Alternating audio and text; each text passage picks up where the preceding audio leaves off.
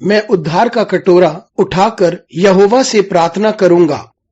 मंगलवार 3 अक्टूबर 2023। आज के मनन के लिए मैंने आप ही के लिए चुना है उत्पत्ति अध्याय 16 और उसका 13वां वाक्य। तब उसने यहोवा का नाम जिसने उससे बातें की थी अत्ता एलरोही रखकर कहा, क्या मैं यहाँ भी उसको जानते हुए देखने पाई जो मेरा देखने हारा है। आपका दिन आशीषित हो। हमारा परमेश्वर ना ही हमें देखता है, वे हमारी देखभाल भी करता है। आइए इस वाक्य पर मनन करते हैं। आज की सुबह का विषय है एल रोई।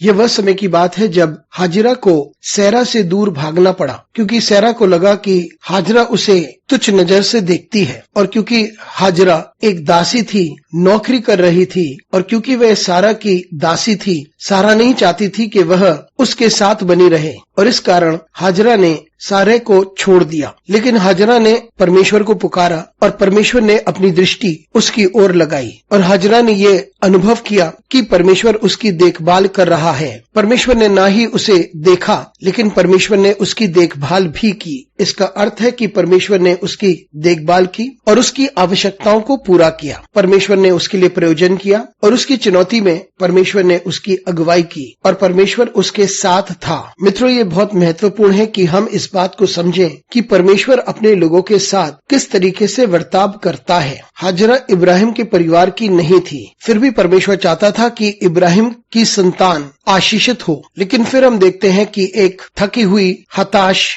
परेशान दासी परमेश्वर को निहारती है और परमेश्वर उसकी आवश्यकताओं के प्रति प्रतिक्रिया देता है और उसे आशीषित करता है। और जब हाजिरा को महसूस होता है कि परमेश्वर उसे देखता है और उसकी देखभाल करता है, तब वह यह कहती है कि जो परमेश्वर मेरी देखभाल करता है वह मुझे देखता है और मैंने परमेश्वर को देखा है और मैं जीवित हूँ। मित्रों, जब हम जिंदगी के कठिन समय से होकर गुजरते हैं, तब हमें पता होना चाहिए कि हमारे परमेश्वर ने हमें आशीषित किया है, हमारी सृष्टि की है, लेकिन हम अपनी यात्रा में चुनौतियों का सामना कर सकते हैं और हर चुनौती का सामना करते हुए हमारी प्रतिक्रिया भिन्न हो सकती है। लेकिन जब हम इस बात को समझ लेते हैं कि परमेश्वर हमें देखता है और वे हमें समझता है, जो हमारे साथ खड़ा रहता है और जो हमें आशीषित करता है, तब हमारी जिंदगी निश्चय परिवर्तित हो जाएगी। तो आइए हम उसकी आशीष को और उसकी उपस्थिति को अपनी जिंदगी में महसूस करें। अनुग्रहकारी परमेश्वर स्वर्गीय पिता, तुझे धन्यवाद देते हैं क्योंकि तूने हमें ये आशा दी है कि हम निरंतर तुझसे आशीष पाते रहेंगे। हमारे साथ परमेश्वर तू बना रहे।